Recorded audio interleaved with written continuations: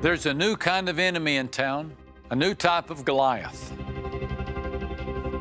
And instead of a spear, he owns a slump gun, a custom-designed 12 zillion meter .338 Magnum with a fluted barrel and a heart-seeking G-scope. And it fires not bullets, but sadness. And it takes not lives, but smiles. And it inflicts not flesh wounds, but faith wounds. Have you ever been hit? Ever had your joy taken away? If you can't find your rhythm, you have. If you can't seem to get out of bed, you have. If you feel defeated by this virus, or you feel like you've lost hope in the future, you have. Every step forward gets lost in 2 steps backwards. Relationships sour, and skies darken and billow, and your nights defy the sunrise. You've been slumped.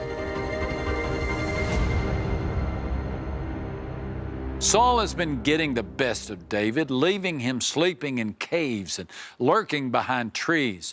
600 soldiers depend on David for leadership and provision.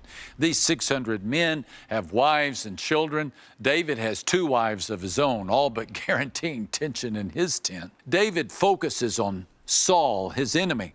He hangs Saul's poster on the wall. He replays Saul's voice messages in his head. David immerses himself in his fear until his fear takes over, and he actually says the words, "I will be destroyed." Now, he knows better. In brighter seasons and healthier moments, David modeled heaven's therapy for tough days. I mean, the first time he faced the Philistines in the wilderness, the scripture says, David inquired of the Lord.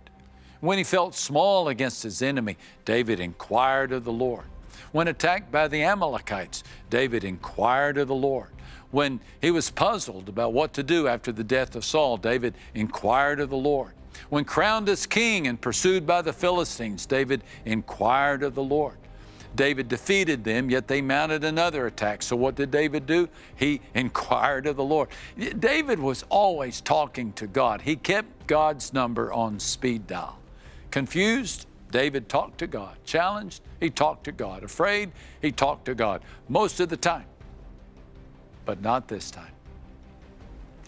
On this occasion, David talks to himself.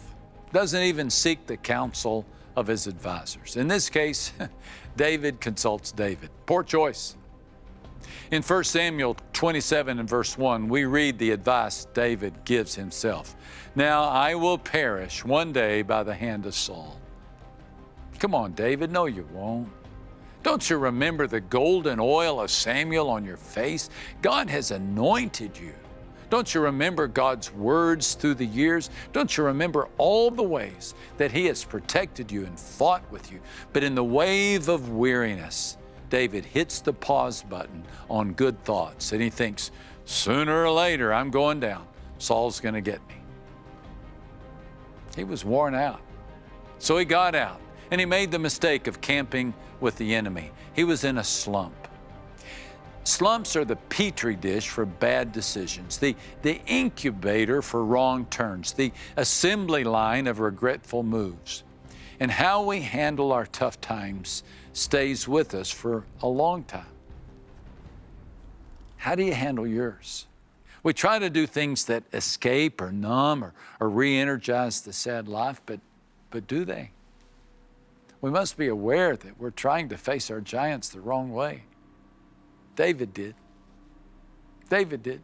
Right there in the smoldering ruins of a place called Ziklag, he had a wake up. He found some strength. After 16 months of ignoring God, after the Philistine rejection, the Amalekite attack, and the insurrection by his men, he finally remembered what to do. And there's that scripture.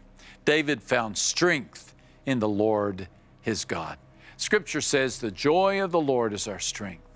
Find your strength in the Lord today. Let Him lead you through this battle as He has led you through so many others. My friend, He is with you, and He will help you.